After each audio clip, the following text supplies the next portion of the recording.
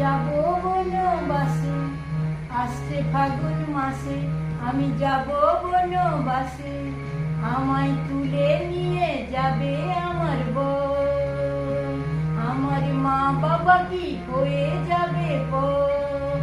আসছে ফাগুন মাসে, আমি যাব বনবাসে, আমায় তুলে নিয়ে যাবে আমার বউ, আমার মা বাবা কি হয়ে যাবে পর। আমায় ছেড়ে যেতে হবে বাপের ঘর, আমায় ছেড়ে যেতে হবে বাপের ঘর।